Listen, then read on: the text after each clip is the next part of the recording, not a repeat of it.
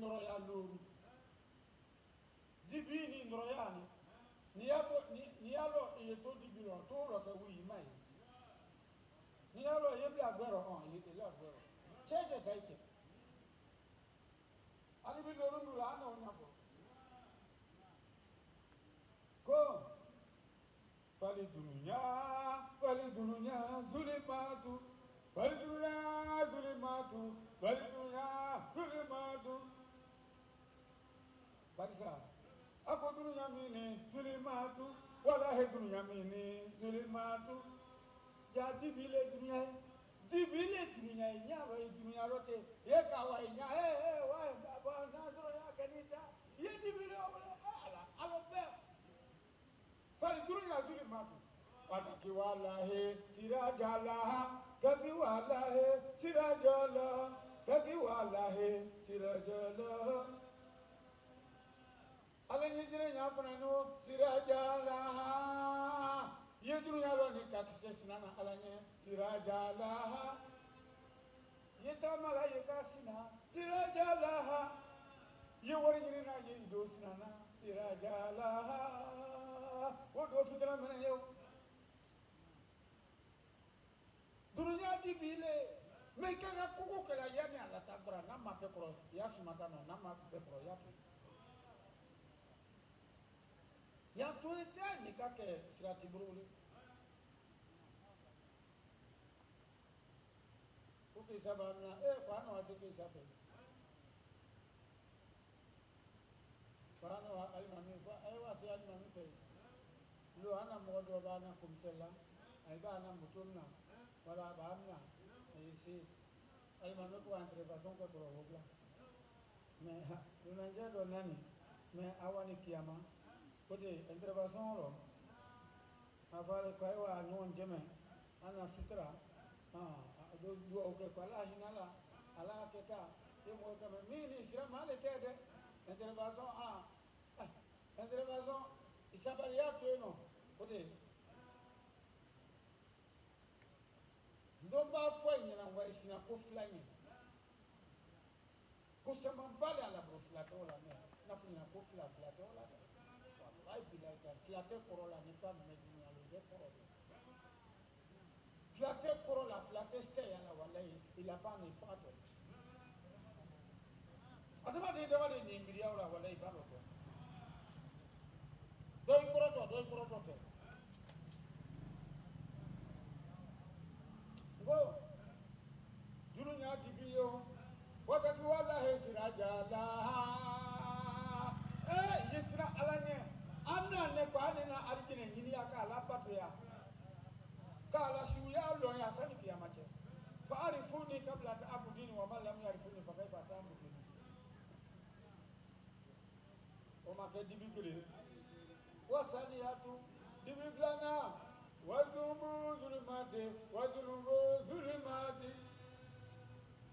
durumu babaludo zulimatu mowa ni durumu kashaya zulimatu ya fo durumu miwe zulimatu nyamo ya durumu miwe zulimatu mowa ma fo durumu miwe zulimatu uruba so durumu miwe zulimatu bariya te durumu miwe zulimatu sebe ya durumu miwe zulimatu sino be ya durumu miwe zulimatu saraka bo be ya durumu miwe zulimatu odo dibio ako dibile turumu kashe awole turumu ye ole dibie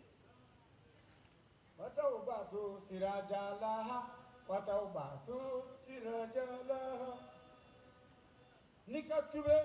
tube miwe siraj odo fitramene yo la ale dibilo watawbatu sirajalaha idru ka wara idru para minda bara brebrete kana ye ko to minda bla niki kosen koro ibado kenya yo frite ko duye kosen be ya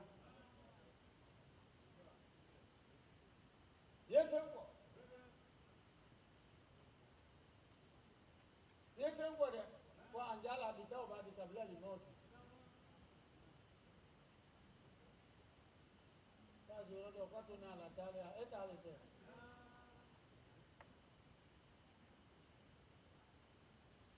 oba ka drum oba ka dibi je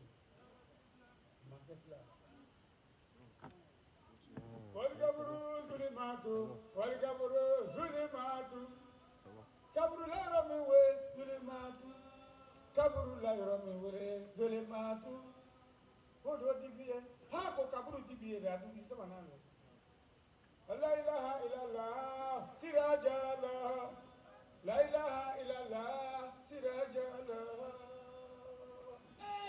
la ilaha illallah kallo te ko ti bure ta la ko ina ba ala ka dunya re o sirajala ha kaburu yere na kuma do ko ayere ma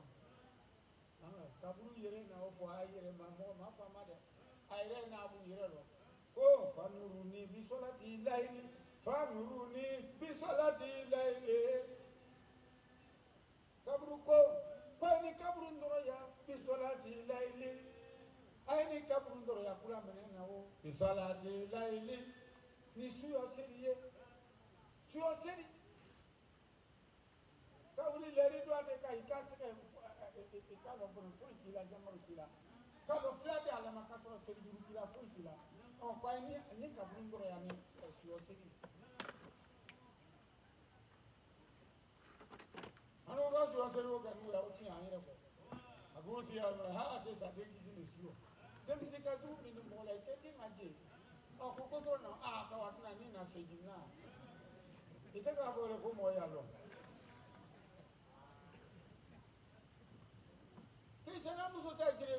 ma du tra apandai dote ta lo dotala yo ko ko watna mbana na bla lokin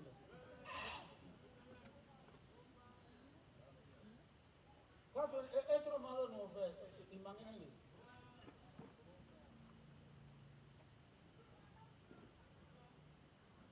wa ga dum muzi dibi nani na o do je ni yo wasiratu julimatu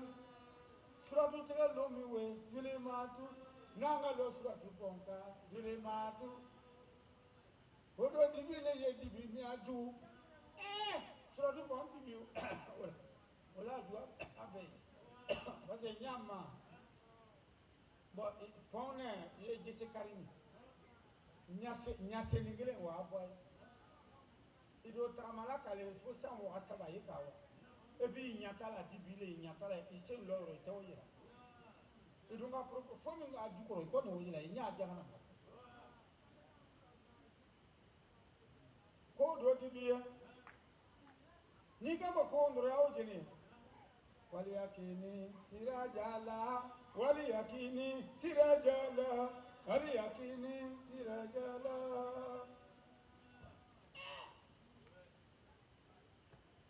ka kito dunia ro ka dengre nya kiyama ko manna makeba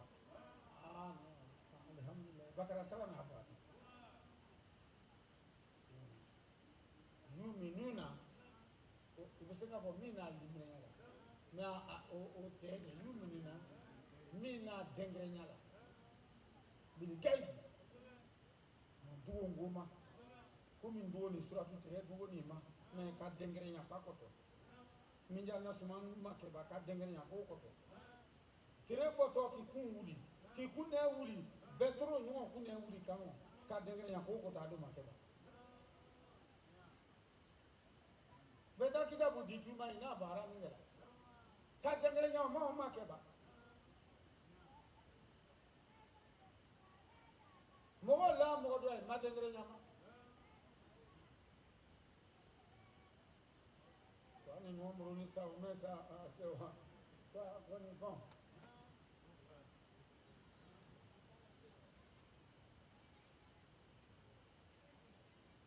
c'est bizarre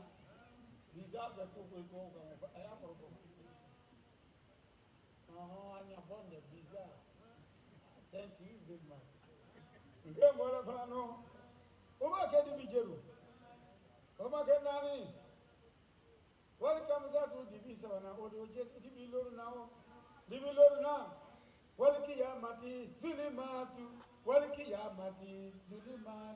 al qiyamati